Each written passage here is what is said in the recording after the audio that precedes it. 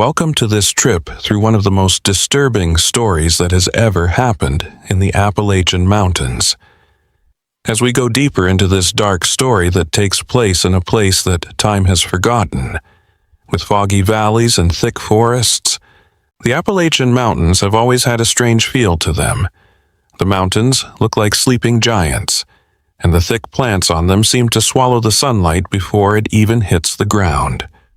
In 1917, that part of eastern Kentucky was a slow-moving place where people lived far apart from each other because of muddy trails and wooden bridges that creaked under the weight of any traveler. It was a world apart, with its own unspoken rules. Stories spread by word of mouth through the cabins that dotted the hillsides. Nathan Burke came to that area one fall afternoon, when the leaves were starting to turn red and gold. No one knew for sure where he came from, and not many people cared to ask. Back then, asking a man too many questions about his past could be seen as rude or worse. It could reveal secrets that were better kept hidden. Nathan looked like an average guy, maybe in his early 30s, with a look in his eyes that said he had traveled a lot. He wore a dark jacket that had seen better days and a leather bag that was worn out, but he never let it out of his sight. He chose an abandoned property in Harlan County, a wooden building on a quiet hill surrounded by pine trees that have been there for hundreds of years. The house used to belong to a family that had moved away years ago. All that was left were memories and broken furniture. Nathan quickly turned it into his safe place. At first, people saw him in the nearest town, a small village called Pineville, buying basic things like flour, salt, and kerosene for the lamps. He talked to the merchants for a few minutes, paid in cash, and then disappeared again along the winding paths that led back to his hill. At first, the locals didn't pay much attention to Nathan Burke because they were used to seeing strangers from time to time, but there was something about him that made them uneasy. Maybe it was because his eyes never seemed to fully blink, or because he always showed up in the most unlikely places, always watching and never saying a word. People in the area started to notice odd little things. Some people said they had seen him walking through the woods at night, when any smart person would have stayed inside to avoid the scary noises the mountains made at night. He also went to the small county library, which was in a back room of the Pineville Methodist Church. Margaret, the librarian, remembered Nathan very well. He would spend hours going through old books, especially those about local history, old maps, and property records. Margaret thought it was strange that he was interested in documents that showed the old hunting trails used by the area's first people and stories from travelers who had crossed those mountains decades before. Nathan would write down notes in a small notebook with cramped, hard-to-read handwriting. And when Margaret tried to talk to him, he would just smile politely and change the subject. That year, winter came early. In November, the first snow fell, covering the mountains in a white blanket that made the landscape look both beautiful and dangerous. The roads were impassable for weeks, and the townspeople shut themselves off even more. Each family took care of their own business, while the cold kept everyone close to the fires. Nathan Burke started doing something that would get the attention of his closest neighbors during this time of being alone, even though there weren't many people who lived nearby in that mountain range. There were strange lights on his land. The kerosene lamps didn't just give off their usual yellowish light. They gave off something else, something stronger, almost ghostly. Some people who lived miles away said they saw bluish flashes coming from that direction, as if Nathan were lighting colorful bonfires or doing some kind of science experiment. In a place where faith and superstition went hand in hand, these lights quickly sparked quiet conversations on porches and in the few businesses that stayed open during the harsh winter. A farmer named Elijah, whose land was not too far from Nathan's, decided to look into it himself. Elijah took his lantern and followed the path to Nathan Burke's hill on a very cold night in December, when the snow was falling in heavy flakes. The path was dangerous because it was icy, and the branches of the trees were bending under the weight of the snow. The lights he had seen in the distance went out just as Elijah got close to the house. The property was completely dark, except for the faint light from his own lantern. Elijah knocked on the door, but no one answered. He called Nathan's name, but all he heard was the cold winter night, with the wind whistling through the pine trees. He tried to look out the windows, but the curtains were closed. Elijah decided to go home after a few minutes that felt like an eternity, but he couldn't shake the feeling of unease that came over him. There was something wrong with the house on the hill and the quiet man who had chosen to live so far away from everyone. Nathan Burke was still on his hill, doing things that no one could fully understand, even though there was more snow, more cold, and more isolation in the months that followed. The lights kept coming on, the rumors kept spreading, and that part of the Appalachian Mountains began to feel uneasy. Something was about to happen that would turn that story into one of the darkest times those mountains had ever seen. The Appalachian Mountains didn't see spring until late 1918. It took a long time for the snow to melt completely, leaving behind trails and land that looked more like rivers of mud. The trees started to grow again, and the bright green color of the leaves stood out against the heavy air that hung over the area. Nathan Burke stayed on his hill, becoming more and more private and absorbed in his own mysteries. Around this time, people started coming to see him. They weren't from the area.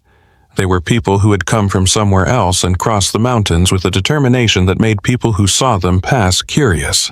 They always came at dusk, in groups of 2 or 3, and they were always careful not to make eye contact with anyone they passed. Their clothes didn't match the simple style of the people who lived in those mountains. They wore hats that covered part of their faces and carried suitcases and trunks that seemed too heavy for the trip they were making. Nathan stopped coming to the library, and Margaret the librarian noticed. She hadn't seen him in months, which made her curious.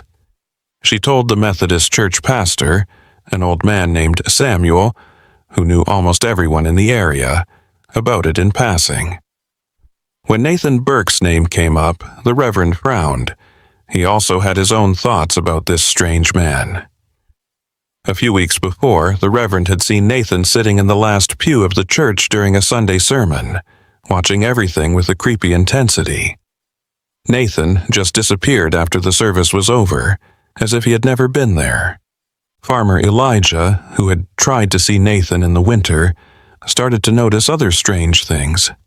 His animals would get restless whenever the wind blew from Nathan's hill.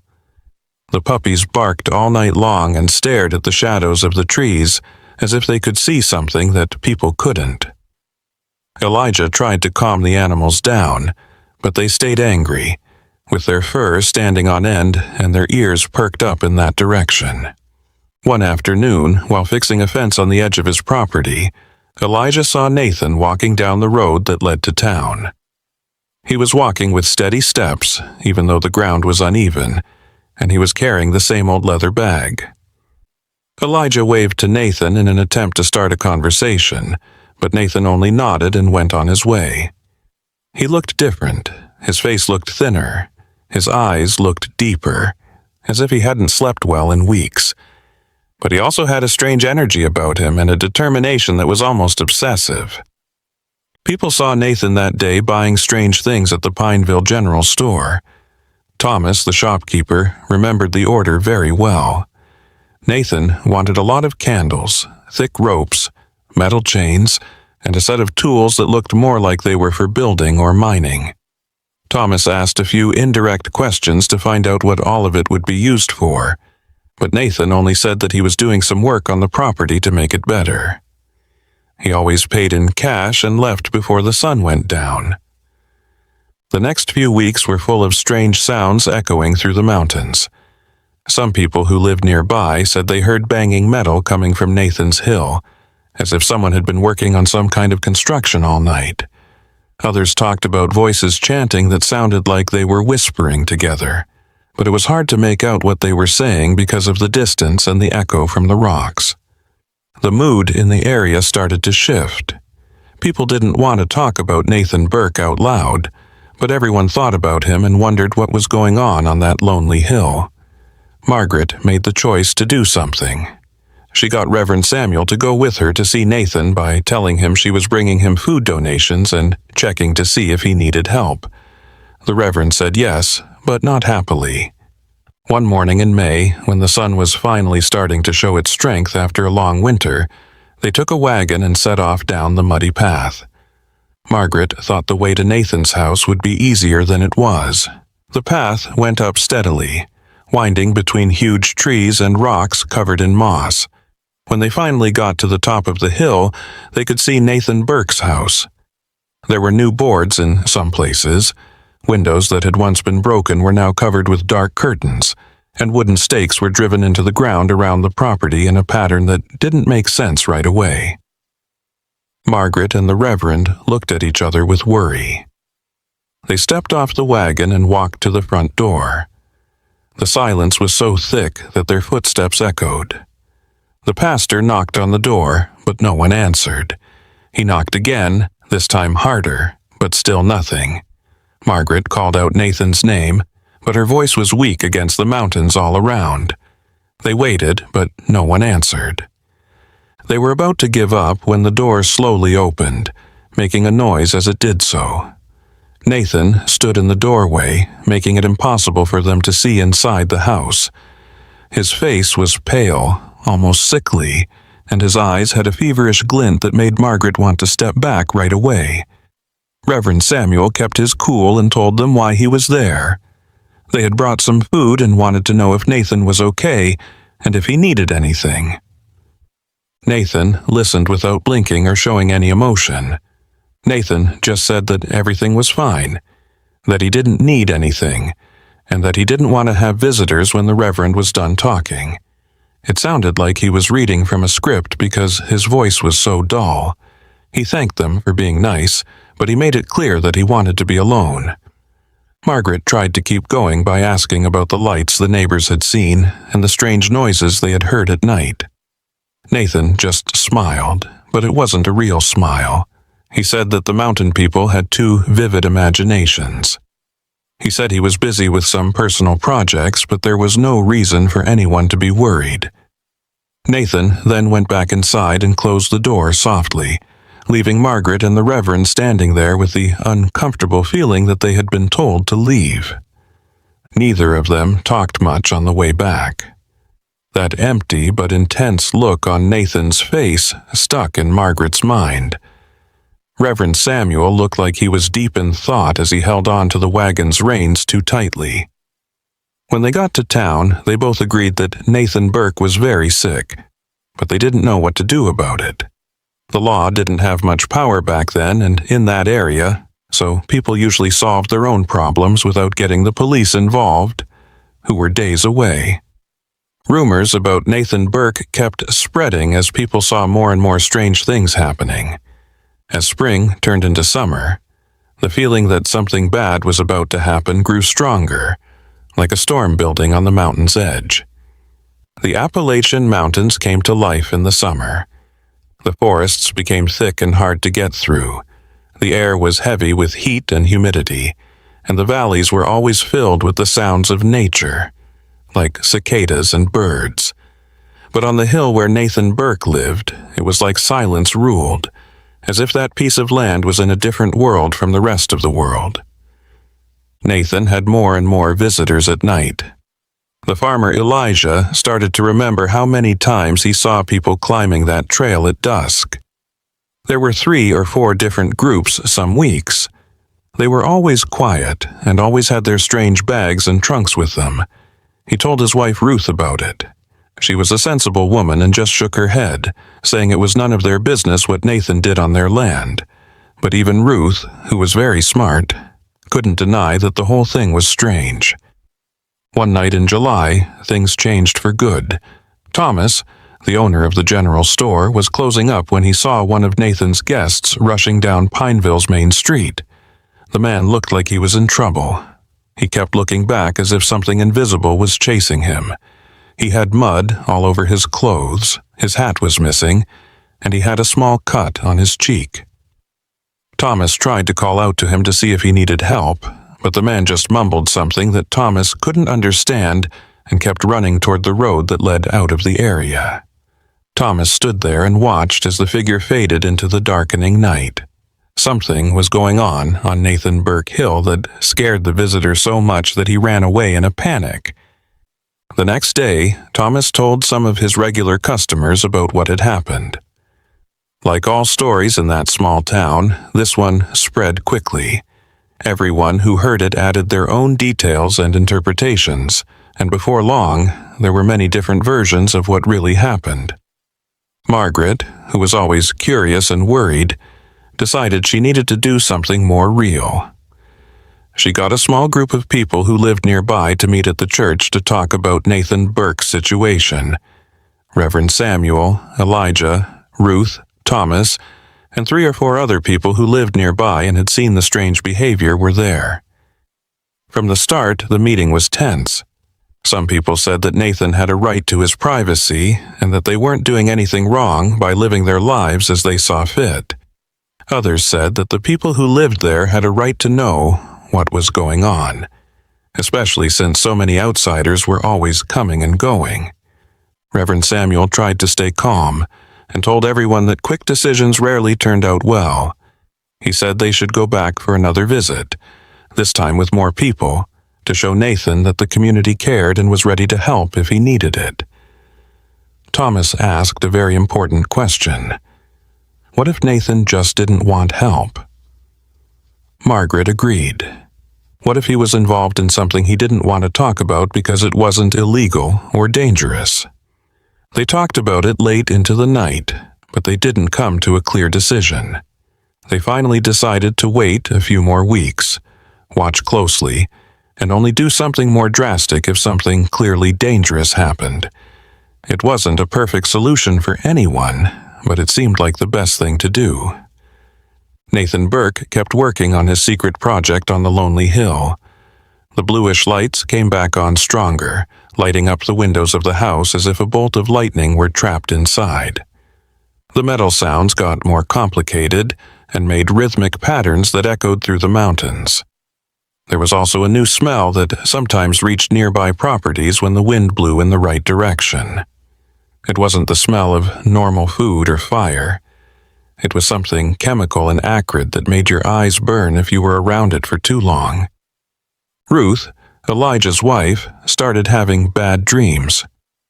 She saw the hill covered in thick fog and a single person walking in circles around Nathan's house with a lantern that gave off a bluish light. In the dream, she tried to get closer, but her feet felt like they were stuck to the ground and wouldn't move. The figure looked at her, and even though she couldn't see its face clearly, Ruth felt a chill run down her spine. She would wake up sweating and with her heart racing, and it would take her a few minutes to calm down and realize it was just a dream. Elijah saw that his wife was upset and tried to comfort her, but he was starting to feel the weight of the situation himself. His animals stayed upset, and some of them wouldn't graze in the area closest to Nathan's hill. One of his best horses, which was usually calm and dependable, reared up violently when Elijah tried to lead it along a trail that went near Nathan's property. Elijah was very upset that the horse was scared for the first time. Another event got a lot of attention in August. A woman who wasn't known in the area came to Pineville looking for Nathan Burke. She was wearing dusty travel clothes and carrying a small suitcase. She had red eyes, as if she had just cried, and her voice was urgent when she asked Thomas how to get to Nathan's house. Thomas gave directions but said the road was hard, and it might be better to wait until the next morning. She thanked him, but said she couldn't wait and needed to talk to Nathan right away. She left down the path just before the sun went down. Margaret, who had seen the talk from the library window, felt a pain in her chest. That woman seemed desperate in some way, and it seemed like her visit to Nathan Burke wasn't just out of curiosity or business. Margaret thought about going after her, but it was already getting dark, and she didn't want to go up that path by herself. The next day, Margaret asked Thomas if he had seen the woman come back. "No," Thomas said, shaking his head. No one had seen her since she went up the trail. Margaret felt cold.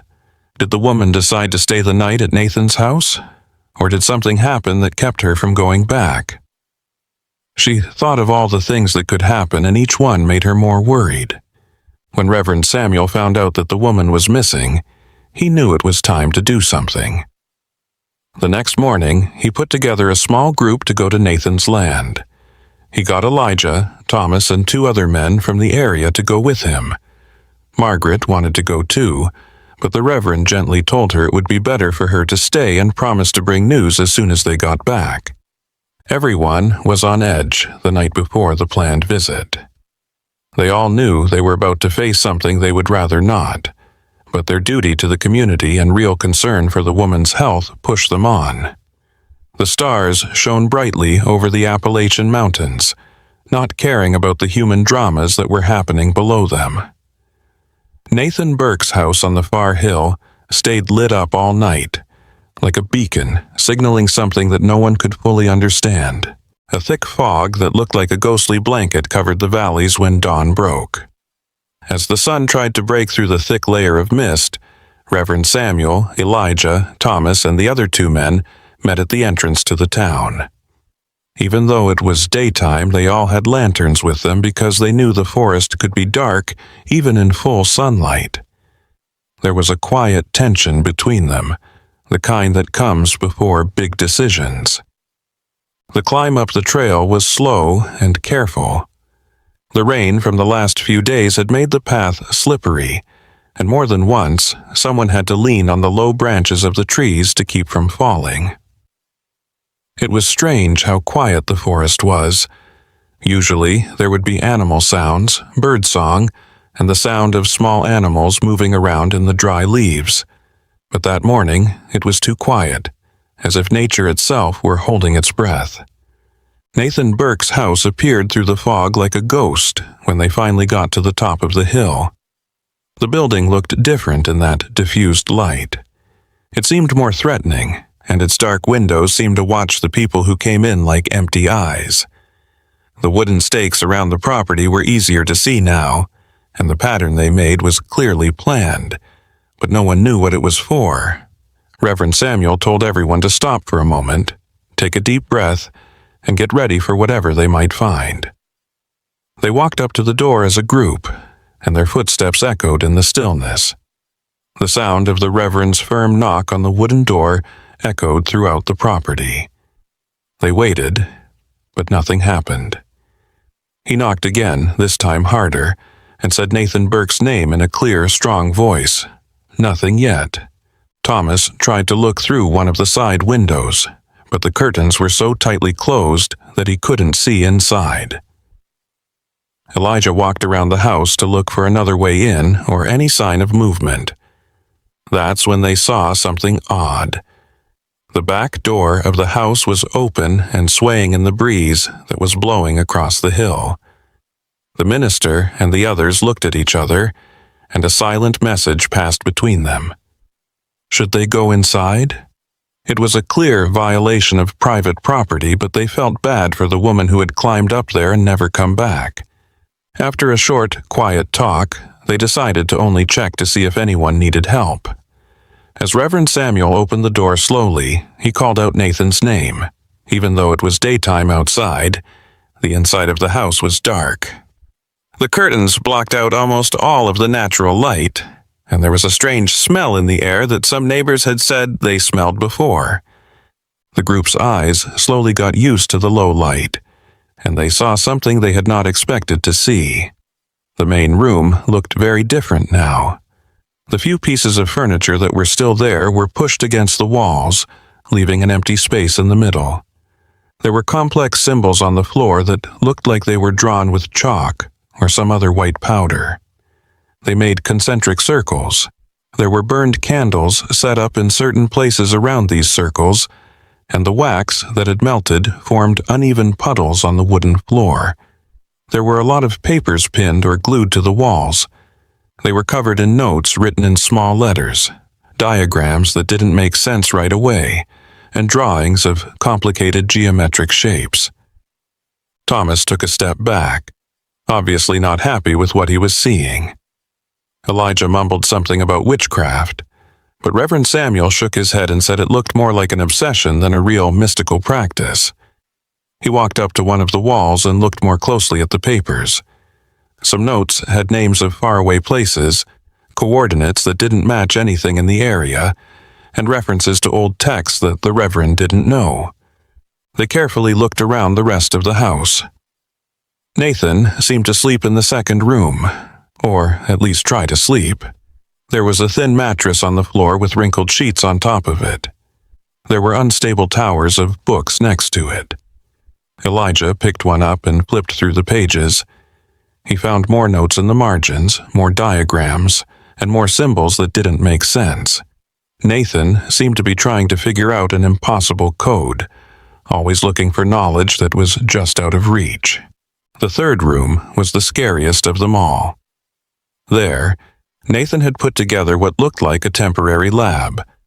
There were glass bottles with liquids of different colors, some clear and some with blue and green hues that reminded the neighbors of the lights they had seen. There were wooden racks that were made by hand to hold the test tubes. There were also strange tools and instruments that looked like they had been changed from their original uses to serve completely different purposes. There, the chemical smell was strongest, and it made my eyes sting. But Nathan Burke was nowhere to be found, and neither was the woman who had climbed the hill the day before. The empty house echoed with the Reverend's voice as he called out to them both. There was only silence. Thomas told them to look around the property. Maybe Nathan was out there working on something. As they left that heavy atmosphere behind, they breathed a sigh of relief as they walked out the front door. The fog was starting to clear, and the mountains around it were huge. They walked across the land, looking behind the pine trees, and at a small building that looked like an old, empty chicken coop. There was no one there. It was like Nathan and the woman had just disappeared into thin air. Elijah saw that Nathan's leather bag, which he always carried with him, was also gone from the house. This made it seem like he had left and taken his most important things with him. The group met again in front of the house to talk about what to do. Some thought they should tell the nearest authorities, even though it would take them several days to get there. Some people said there was no proof of anything really wrong, just a strange man living in a strange way. Reverend Samuel was torn because he knew there was something very wrong with the situation, but couldn't put his finger on what it was. They heard footsteps coming from the trail below before they could make a choice. Everyone got nervous because they thought Nathan Burke would come out of the woods. But the woman who had climbed up there the day before showed up. She looked tired. Her clothes were even dirtier than before, and her hands and arms were scratched. But she was alive and seemed to be fine except for being very tired. The pastor went to see her right away and asked if she was okay and what had happened. The woman took a deep breath to calm down and then started to tell her story. She had come to the property the night before and found Nathan awake and working on his experiments. They talked for a long time. The woman didn't want to talk about her relationship with Nathan in detail. She only said that they had known each other for a long time. Nathan had seemed upset, talking quickly about new things he was learning, patterns he had found, and something he called the way. When she tried to get him to stop being obsessed and come back to civilization, Nathan got angry. He told her that she didn't get how important his work was, and that he was getting close to something amazing. The fight got worse, and the woman decided it was time to leave. Nathan didn't try to stop her. He just went back to his papers and vials.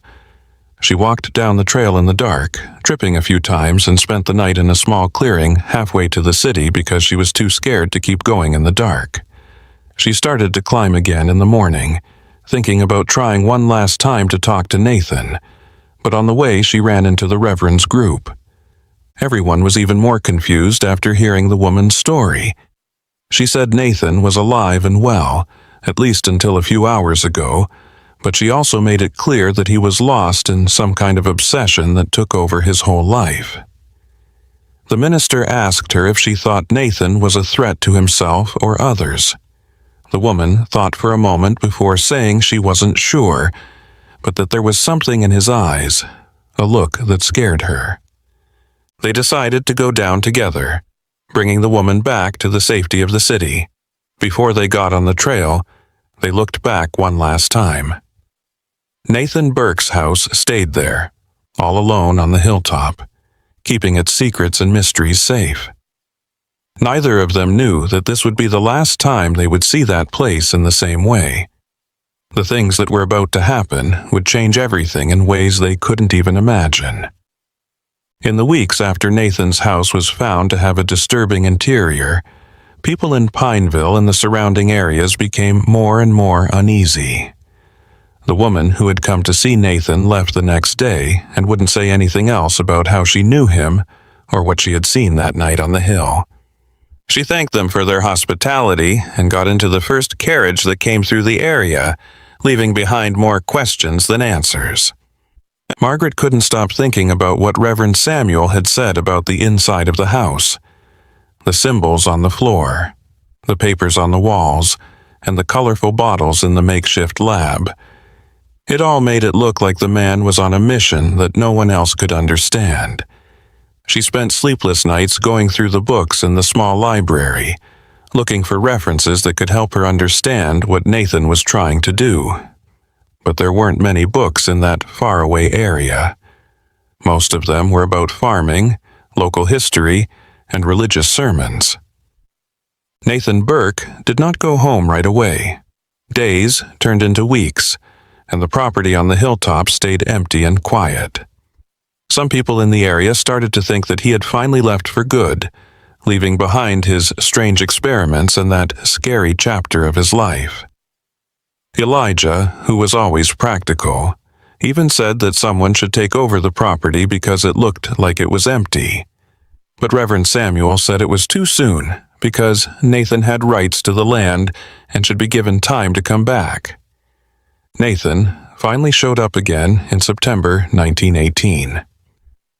Thomas was putting things in order on the shelves of his store when Nathan came in, as usual, with his old leather suitcase. He looked different, like he had lost weight, with pale skin stretched over the bones of his face. But his eyes were brighter than ever, as if he had found something while he was gone that gave him supernatural energy. That man made Thomas feel cold all over. Nathan bought food without saying much, just pointing to the things he wanted. Thomas tried to talk to Nathan by asking where he had been and if everything was okay. Nathan just said that he had gone away to take care of some personal business, which shouldn't worry anyone. His voice also sounded different, like he was talking from somewhere very far away. He paid for the groceries and left, which made Thomas feel uneasy for the rest of the day.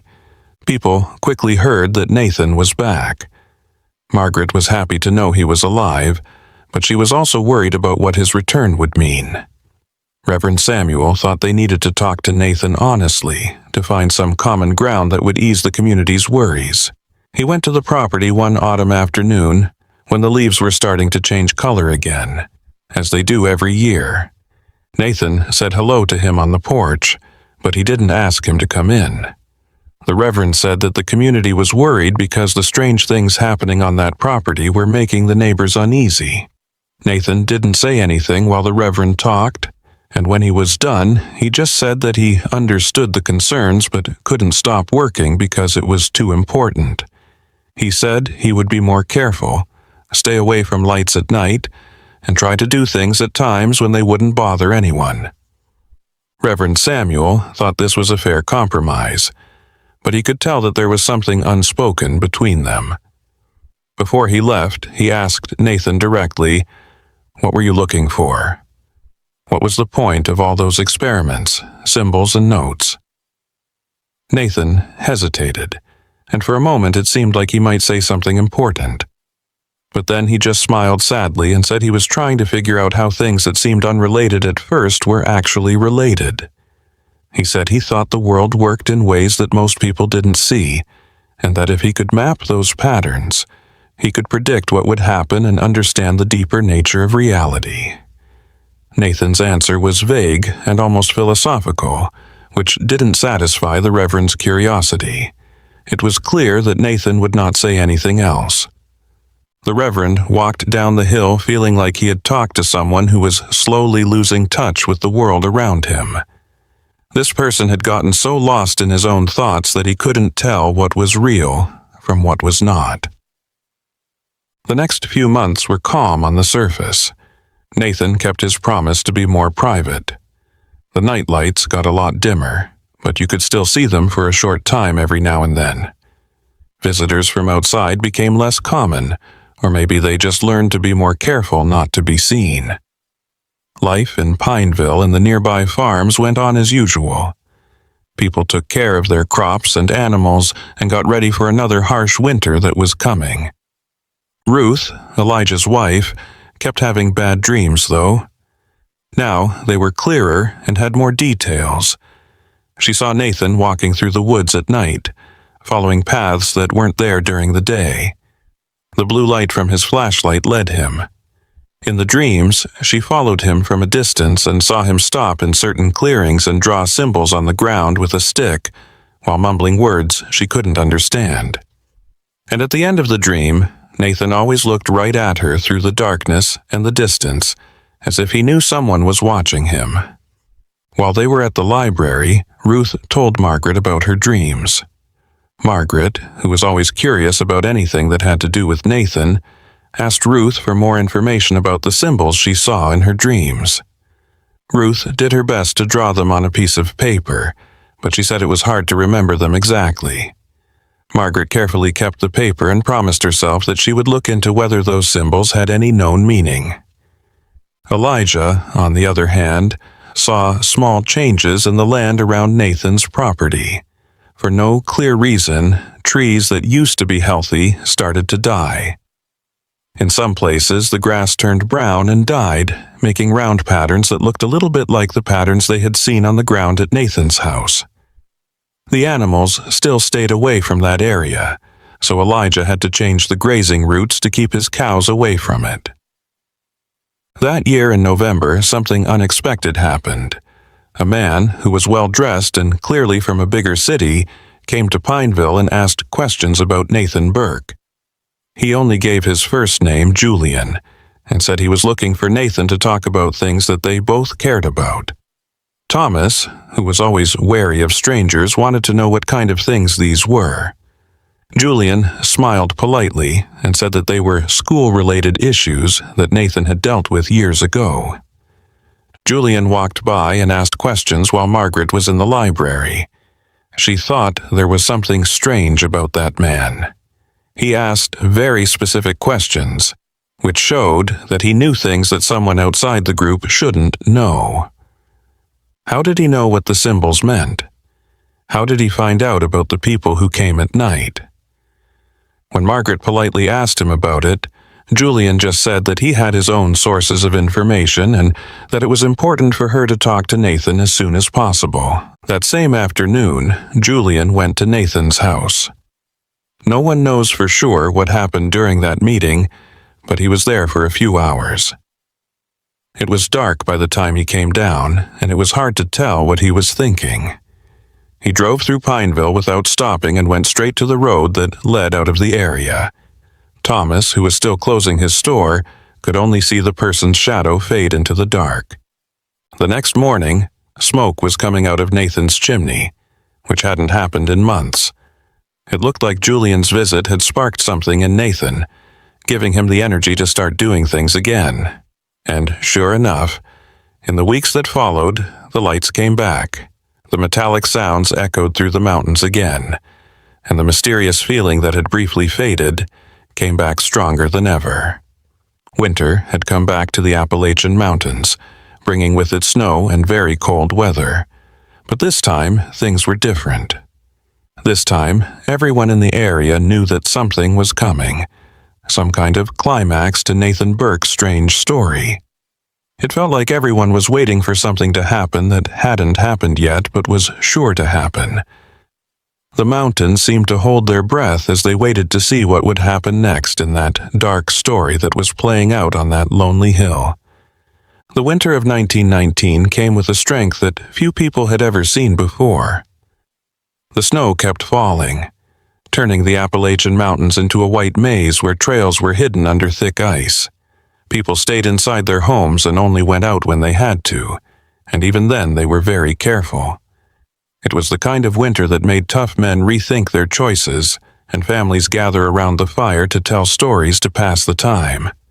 Nathan Burke didn't seem to be affected by the bitter cold.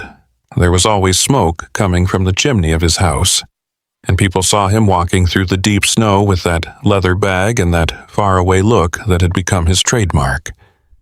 Elijah saw him once during a very bad storm.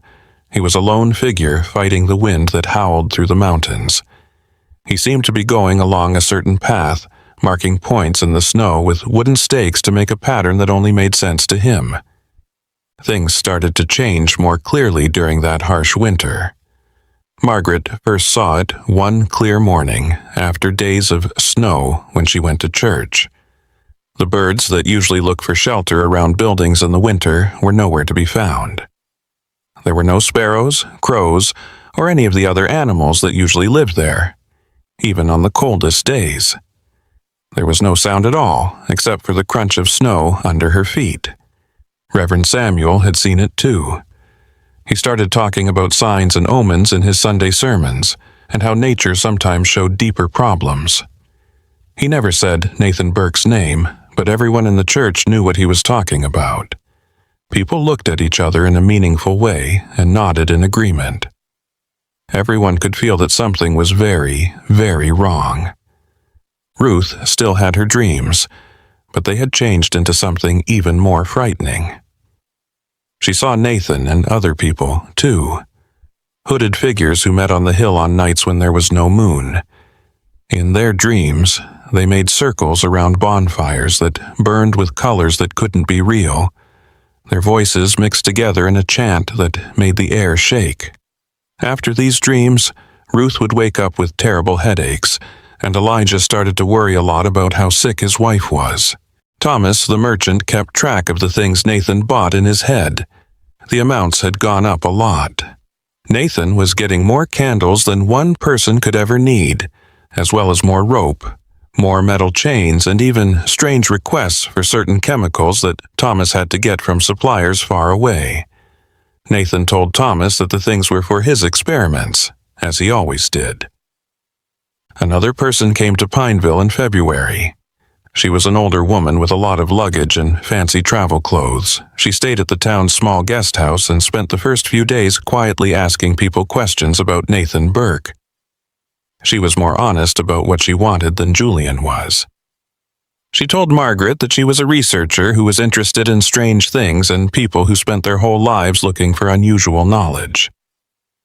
Margaret, who was always curious, asked the woman to tea in the room next to the library.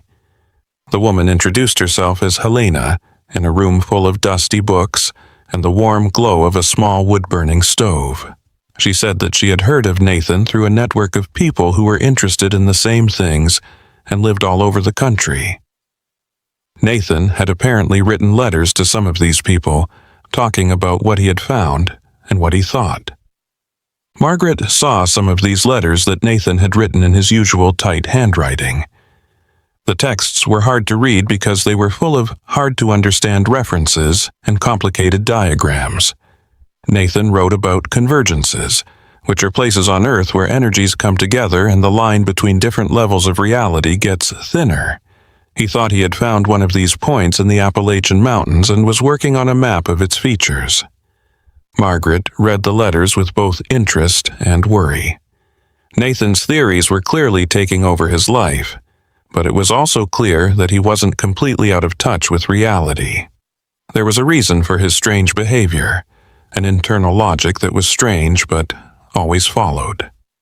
Helena agreed and said she knew other people like Nathan, Smart people who had lost themselves in their own interests and couldn't tell the difference between real discovery and harmful obsession. Helena made the choice to see Nathan, and Margaret insisted on going with her.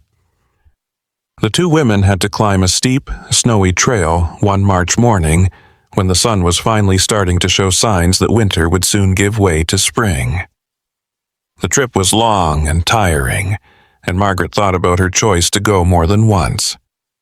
But they were more interested than tired. When they got to the property, they saw Nathan working outside, apparently unaffected by the cold. He was moving one of the wooden stakes that made up the strange pattern around the house. He stopped when he saw the visitors and watched them for a long time before going up to them. Helena said who she was, talked about the letters, and talked about her academic interests.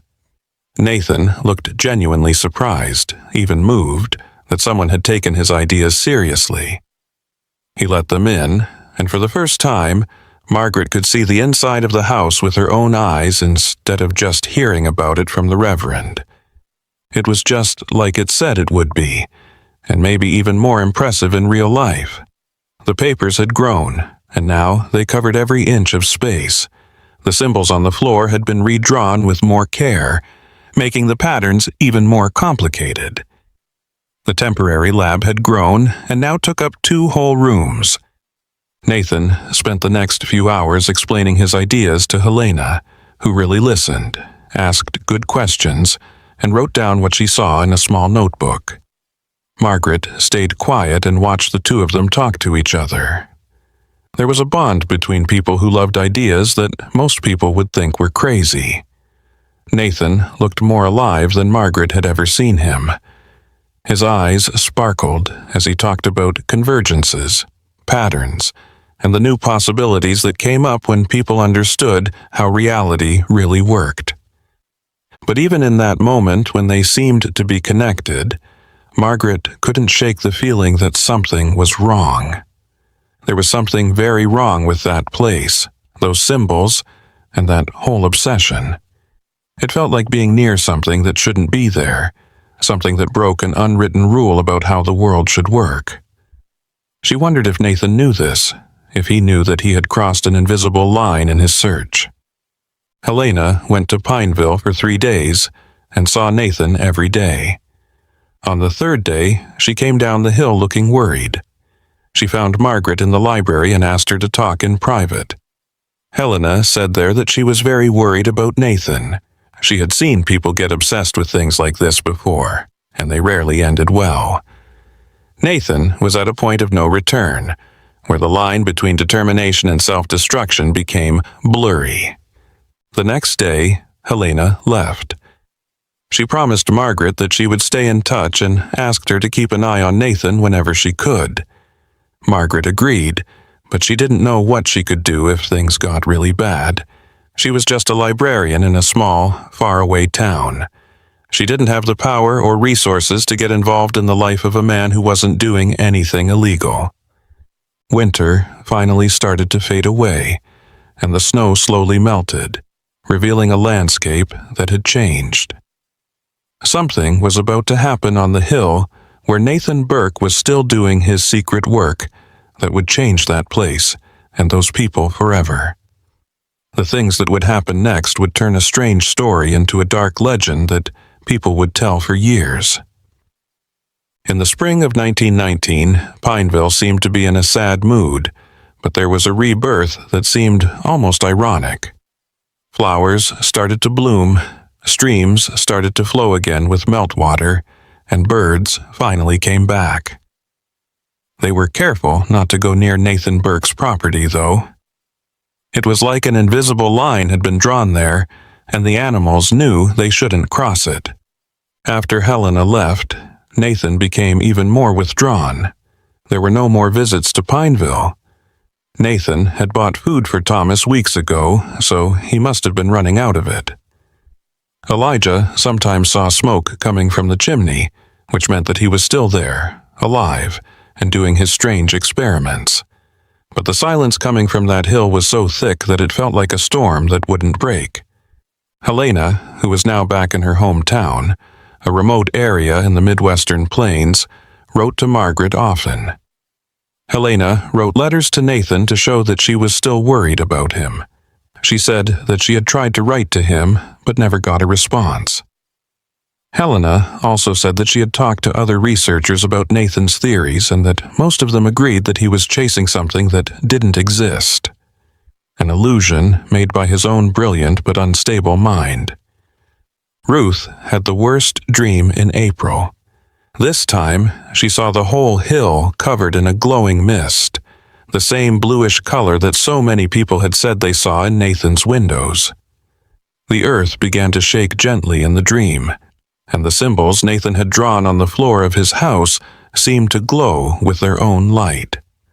Ruth saw Nathan in the middle of it all, with his arms wide open, as if he were waiting for something to happen. And then, just as something started to show up in the fog, Ruth woke up with a scream stuck in her throat. Elijah went to Reverend Samuel because he was desperate to help his wife. They talked about the situation for a long time, and in the end the Reverend agreed that it might be time to do something more serious. It wasn't just about a strange man living alone anymore. It was clear that at least one person in the community was having mental health problems because of it. The pastor chose to hold a bigger meeting and invite not only people from the area but also officials from nearby towns. It was a cloudy afternoon in May when the meeting took place at the church. There were about 20 people there, including a delegate from a nearby county who had come just to hear what the residents had to say. Reverend Samuel started the meeting with a prayer, asking God to give everyone wisdom and understanding. Then, one by one, people started to talk about their experiences and what they had seen about Nathan Burke. Thomas told Nathan about the weird things he had bought. Elijah talked about how the land around the property had changed, with trees dying and animals acting up. Margaret talked about the letters Helena had sent, which showed how deeply Nathan was obsessed. Ruth, her voice shaking, told her dreams that kept coming back. Each piece of evidence added to the story, showing how the situation had gotten worse over time. The officer paid close attention and sometimes wrote things down. He thought for a long time before answering after everyone had spoken. He said that Nathan wasn't breaking any known laws, at least not in a technical sense. He owned the property legally, could live however he wanted, and doing weird experiments wasn't against the law. The officer did agree that the situation was troubling, though, and promised to visit Nathan in person to check on his health and make sure nothing dangerous was going on. The visit was planned for the next week. On a clear morning, the sheriff, Reverend Samuel, and Elijah went up to the property. They took longer than they thought they would, and when they finally came back, they looked confused and worried. The sheriff said he had talked to Nathan for a long time and thought he was very clear and well-spoken. Nathan had shown them his experiments, clearly explained his theories, and even shown them some of the things he was studying. The detective said that Nathan had mixed some chemicals that made a blue light, which is something that science can easily explain. The shapes on the ground were just complicated geometric patterns, nothing more. Nathan said that the wooden stakes around the property were there to measure changes in the Earth's magnetic field. There was a logical, if strange, reason for everything. The detective decided that Nathan was just a smart man with unusual scientific interests, and there was no legal reason to get involved. After this report, the community was split. Some people were happy that nothing really bad was going on. Some people, like Margaret and Ruth, were still not sure. There was something about the situation that couldn't be explained by logic or reason. It was an intangible quality that couldn't be measured or counted. It was a feeling, an instinct, and even though they couldn't prove it, they knew something was wrong deep down. There was always some tension during the summer months. People sometimes saw Nathan walking the trails by himself with that bag. He looked like he was always moving, never stopping or resting. His body got even thinner, almost skeletal, but his eyes stayed fierce. showing that he had an inner energy that was stronger than ever. Something changed again in July. The lights at night came back on with more power. They weren't just short flashes anymore. They were long displays that lasted for hours. The colors changed. There were more than just blue ones. There were also green, violet, and sometimes a bright white that made the whole hill look like it was on fire. People from farms far away said they saw the lights and were curious about what was going on in that part of the Appalachian Mountains. This time, Reverend Samuel went back to the property by himself. He saw Nathan working hard, going from room to room, changing equipment, and looking over notes. Nathan smiled in a way that made the Reverend instinctively pull back when the Reverend asked what was going on. Nathan said he was very, very close to something amazing. He didn't say what that something was, but the way he said it made it clear that he was sure of it, which was both impressive and scary. The pastor tried to talk to Nathan about how important it is to get enough sleep and take care of his mental and physical health. Nathan politely listened, but he didn't really understand what was being said. It was like talking to someone who was there, but not really there. The minister walked down the hill with a heavy heart, knowing that whatever was eating Nathan had taken him away. Margaret kept writing to Helena, who was now almost begging for help. Helena had talked to doctors who specialize in mental disorders, and they all agreed that Nathan was showing signs of an obsession that could put him in danger. Helena begged Margaret to get someone to help, but Margaret didn't know how. The police chief had made it clear that there was no legal reason to do so, and making Nathan do something against his will would be a violation of his rights. The weather in Pineville got worse and worse as summer turned into fall. It felt like everyone was waiting for something, a big event that would finally answer the question of Nathan Burke in one way or another. People whispered, stayed away from looking at the faraway hill, and prayed with more passion than ever, asking for protection and guidance. Nathan Burke kept working hard on the hill, seemingly unaware of how his presence affected the people around him.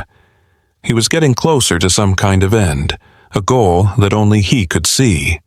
The patterns were mapped, the symbols were complete, and the experiments were better.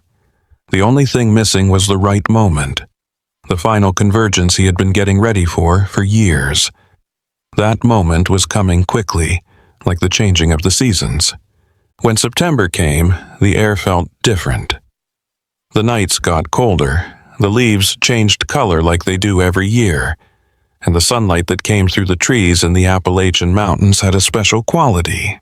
It felt like the world was in a state of change at this time of year, caught between summer and fall. At this point, Nathan Burke stepped up his activities in a way that made everyone nervous. The lights at night now followed a set pattern. Elijah, who sometimes kept an eye on his property, saw that they came at certain times, lasted the same amount of time every time, and followed a pattern of colors. Nathan seemed to be doing some kind of timed ritual, like a carefully planned performance. The accuracy was disturbing because it implied a method and a goal, not the randomness of casual experiments. Helena wrote an urgent letter to Margaret. While looking into Nathan's theories more deeply, the researcher found something that upset them. She found references in old texts to groups that thought they could change reality by using certain combinations of geometry, chemistry, and timing. Helena didn't think these kinds of things worked, but she was worried that Nathan, who was already having mental problems, might do something dangerous while trying to do them. On a morning in October, Helena's letter arrived just as something strange began to happen on the hill. Thomas was the first to see it. He was getting ready to open his store before dawn when he saw something that made his heart race. The whole hill looked like it was covered in a glowing mist, but it wasn't like any natural mist because it had a bluish color. But there were also swirls of other colors mixed in, making it a show that was both beautiful and very scary. The news spread quickly. People left their homes to see what was happening, pointing to the far-off hill and whispering to each other. Reverend Samuel ran out of the church, both amazed and horrified by what he saw. It was like something that couldn't happen was happening there, something that didn't make sense. The glowing mist moved slowly, getting bigger and smaller like it was breathing. Elijah acted on a whim. He took his lantern and started up the path that led to Nathan's house. Ruth tried to stop him, but he was set on going. He had to see it for himself to know what was going on. When Reverend Samuel saw Elijah leave, he decided to go with him.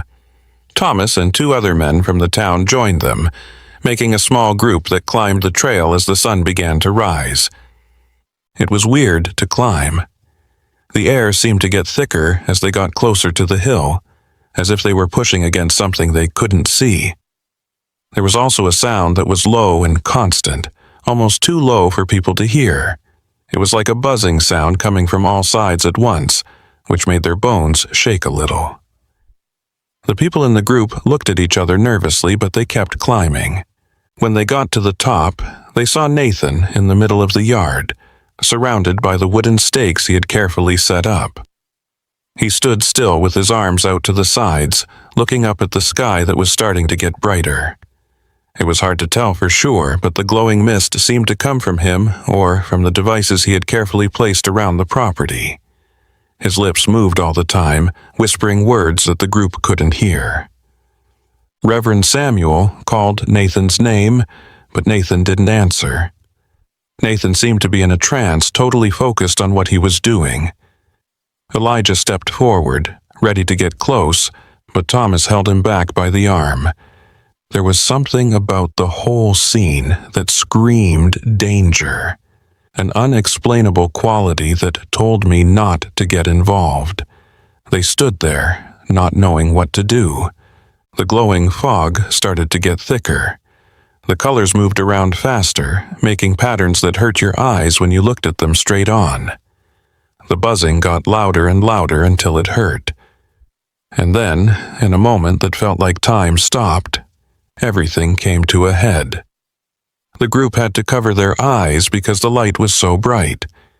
They put their hands over their ears because the noise was so loud. And then, nothing. Complete and total silence. The light went out right away, like someone had turned off a flashlight. The buzzing stopped. The group slowly lowered their hands and blinked to get used to the normal light of dawn.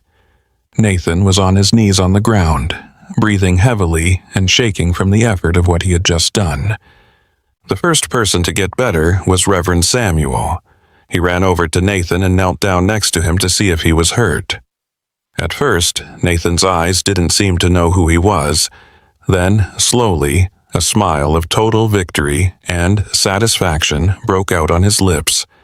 He had done it. He thought he had done whatever he had been trying to do. But the group didn't see any obvious changes when they looked around. The property looked the same as it did before. The house was still standing, and the trees were still in the same places. There were no dimensional openings or signs of the supernatural that could be seen. Nothing had changed on the outside, but there was still a feeling that something important had changed, something they couldn't see but could feel on some level. Nathan was too tired to say no when Elijah and Thomas helped him up and took him inside.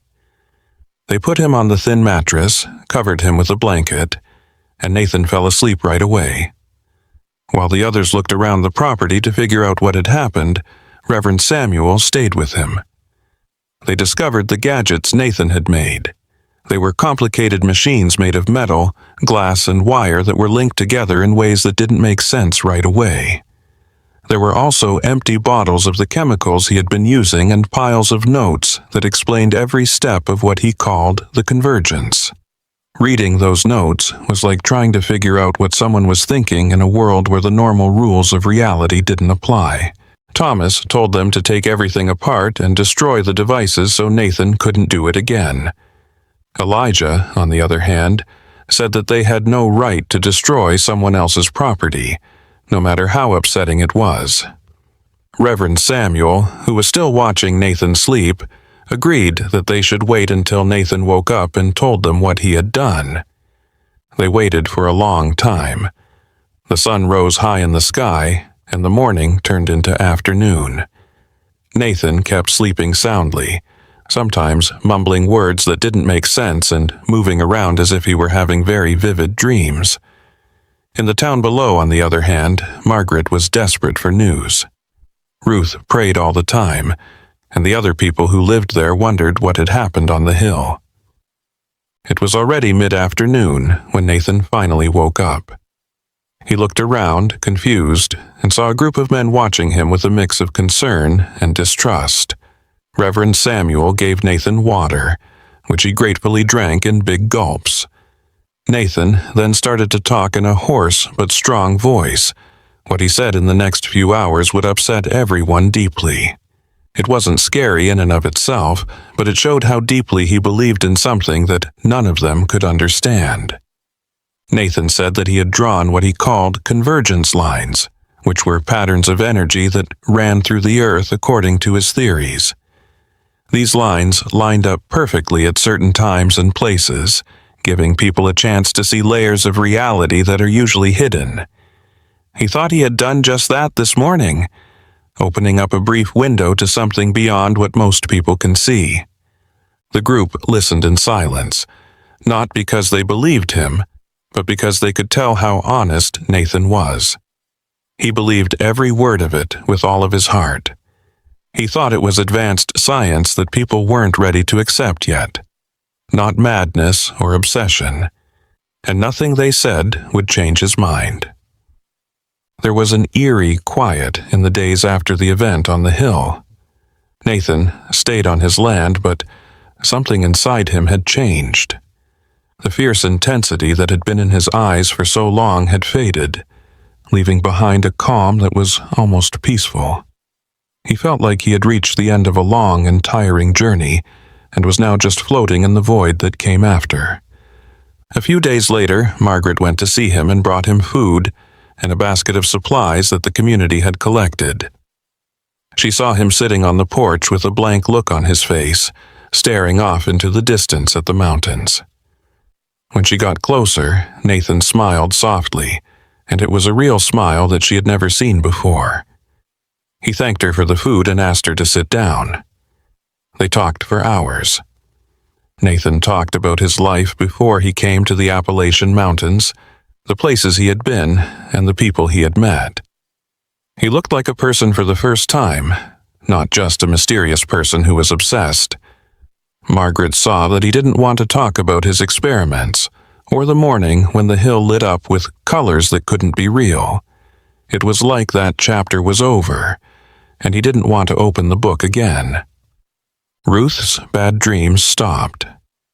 The nights were peaceful again, with only the normal dreams that everyone has. Elijah saw that the animals were starting to calm down, but they still stayed a little bit away from the hill. The trees that had died stayed dead, silent reminders of what had happened there. But new saplings started to grow around them.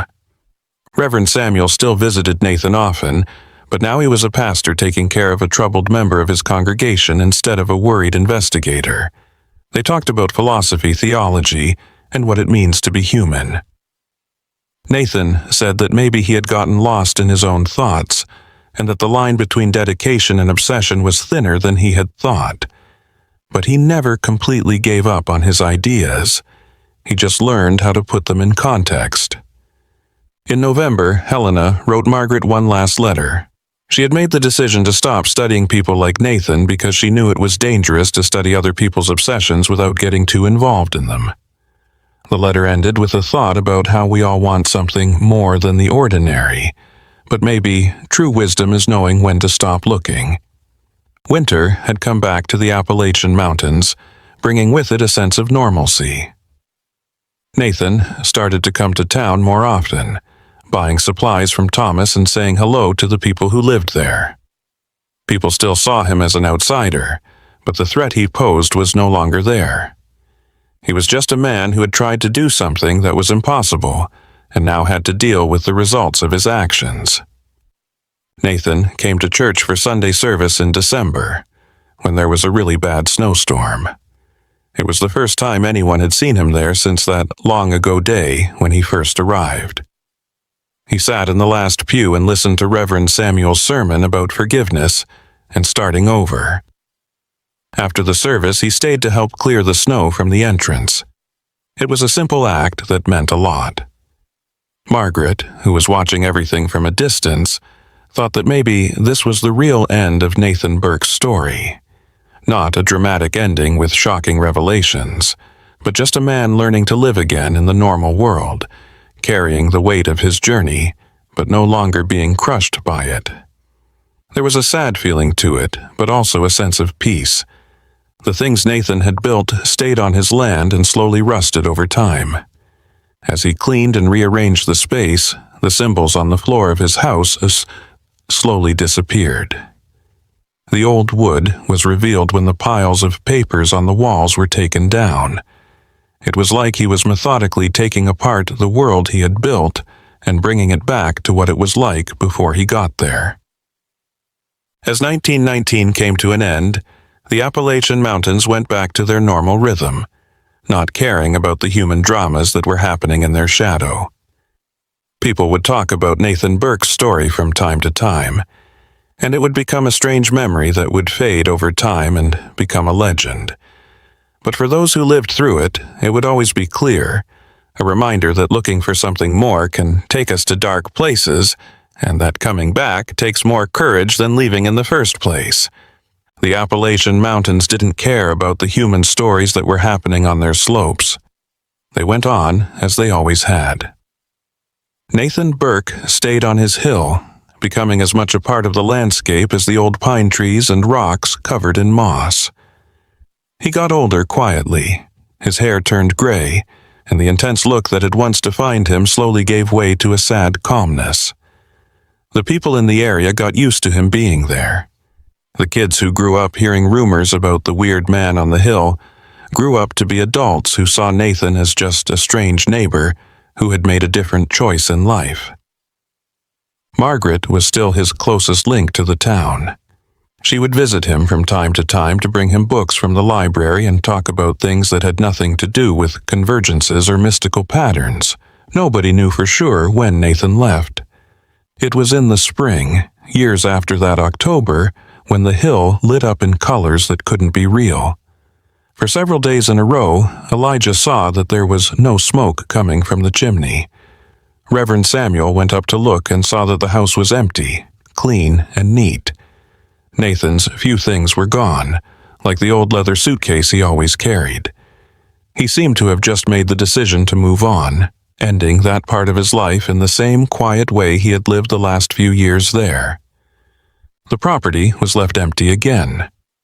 Nature slowly took back the space over time. Vines climbed up the walls of the house.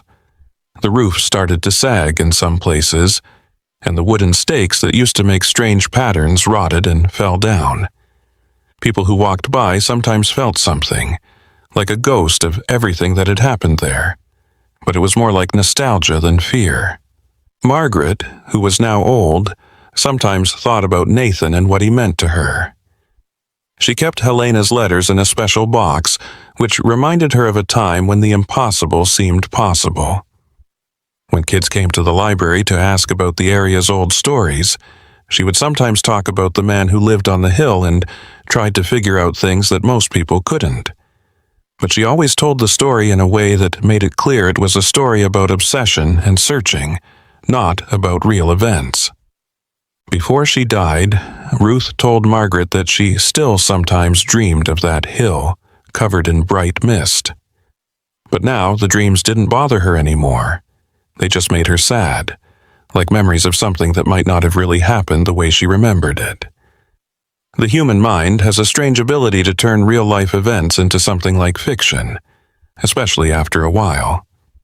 The tale of Nathan Burke evolved into a narrative that small communities perpetuate, transmitted through generations, each time altered and enhanced.